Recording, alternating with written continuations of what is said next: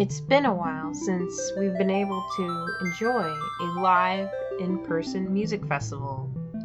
So let's take a trip down memory lane to celebrate the 1-year anniversary of Ongaku Overdrive's Warriors of Light show. Shortly after the show, kids and I sat down to talk about it and the grand prize I made for the event. Also, be sure to check out all the performers from the show, including Descendants of Erdrick, Megaran, The Returners, and Knight of the Round. Thanks! Hey everyone, it's Stellar Noon. For this video, I have a very special guest. What up everyone, I am Kent Ward. I run Ongaku Overdrive right out of Orlando, Florida. If you've been following me on social media, you will have noticed that one of my latest projects was a Final Fantasy airship. And it just so happens that that was the grand raffle prize at his last event. That's right, Starman. We had Warriors of Light this past November. It was a celebration of the Final Fantasy video game franchise with music, games, art, cosplay, and more. It was an incredible night to say the least. So Kent, could you tell us what Ongaku Overdrive is and why you decided to choose Final Fantasy as the theme?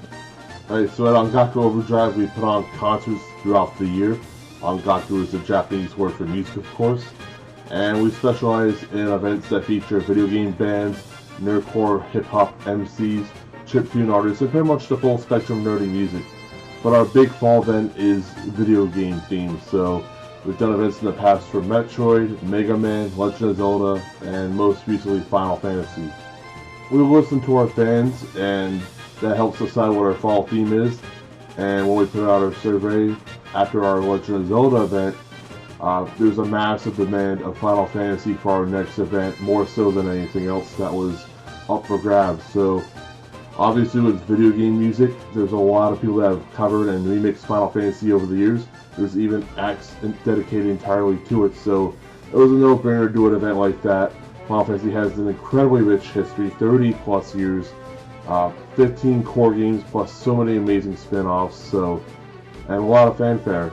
So it made the most sense to do an event based on that, and this even before we found out that the Final Fantasy VII remake was even going to be for real. Alright, Starnan, you worked on perhaps for past Ongaku Overdrive events before. Last year for Powerwisdom and Courage, you did that tremendous Great Deku Tree sculpture / calendar. You also did a Mega Man X art piece for our Mega Mania event. But for Warriors of Light, you did a well-crafted airship, sculpted and painted by yourself. So I guess the first question is, where did the idea come from for you to do that? Well, it was a little daunting to think of a craft only because there are just so many games. So I tried to break it down and think of what is an element that is found throughout almost every single Final Fantasy. Right.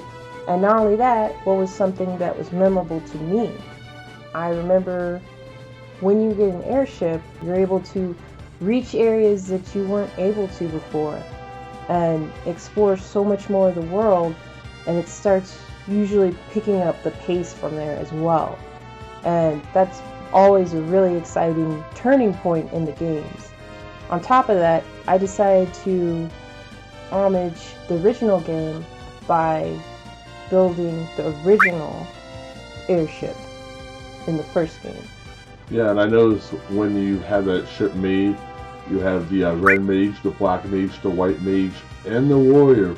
All classes from the first Final Fantasy game on the Nintendo Entertainment System and the Famicom. And it was a really cool classic entry and great start to the franchise.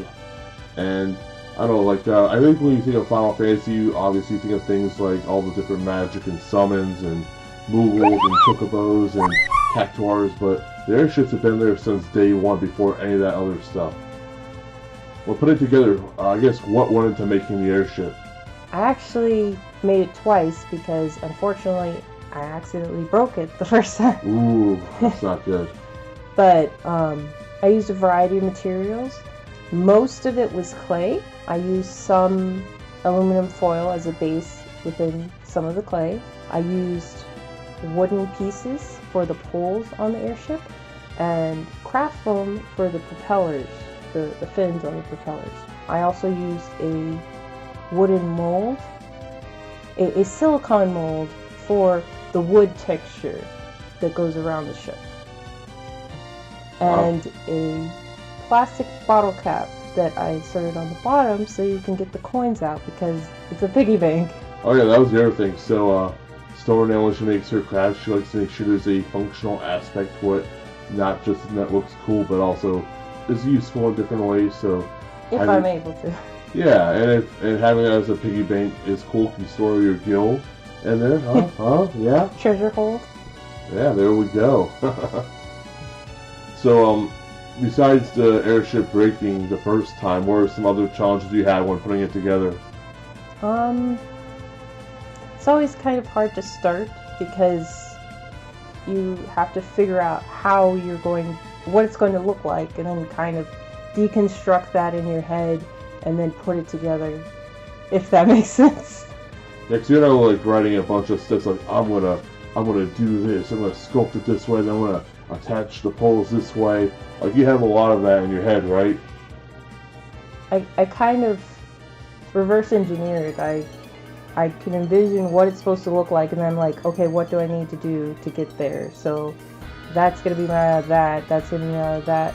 Sometimes I draw it in Adobe Illustrator and then stretch it out to the real life ratio, 1-to-1 ratio, and then print that out, tape it together, and then kind of either measure it or hold it up to it so I can get a general idea of the dimensions and stuff. That's wild. So, I guess when it was all said and done, you're pretty happy with it? Yeah, I was happy with it. I did have a weird moment where most of the people who talked to me or commented on it thought it was cake. They thought it was edible. I guess it had like that frosting shine to it because most of the airship was brown because that's how it looks in the game, but it had a really shiny look to it at the show. Well, I guess I put a layer of gloss over it, and the little characters they came out looking kind of chibi. I mean, there's no other, like, really, like, super deformed. I thought they were cutesy. cute. But I guess, like, the cutesy nature of it kind of made them look like they were, like, fondant or something. I'm not sure. Oh, like when you put, like, figurines you would put on top of a cake? Yeah. One guy was asking me, he was like, isn't this going to melt under all these hot lights? And I was like, what are you talking about? That's tremendous. So, how many hours did you put in of that whole project? That's hard to say. I kind of just took a day that I had off to just marathon as much as I could. And when I get into a project, sometimes I like really hyper focus into it and just get that done. Massive hit on our show, the guy who ended up winning it. He was like incredibly enthusiastic. We did a prize raffle on stage before the final act of Sense of Urgent went on. And people were definitely ready to win that. And one dude did, and he was incredibly ecstatic. I think we got a cool photo of that as well, if that's in the video. I am glad that if it went to anyone, it did go to him because he was so grateful to have it. And it was really touching to me to have someone appreciate my art that much. I just was kind of speechless because I've never had someone really have a fan moment over that. And like, it's not so much that I feel like I'm being praised. It's more so the fact that this is a fandom and thing that we can all enjoy. When we have events like on Dark Overdrive, we can all share this mutual appreciation for all these games and fandoms and things, and really appreciate it. And it just really warms my heart that we could just all enjoy it so much. I agree, and it's been a super fun time, to say the least. How about this best Final Fantasy husbando? What?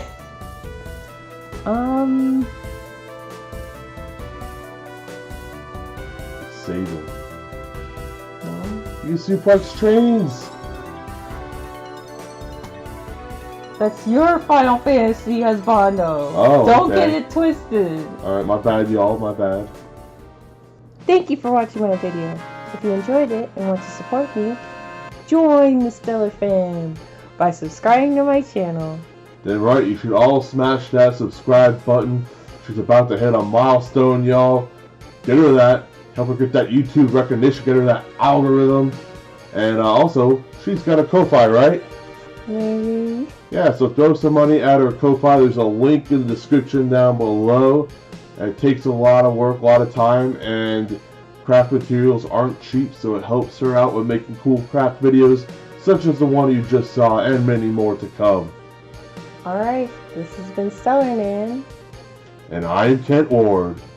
Stay Stay stellar! stellar.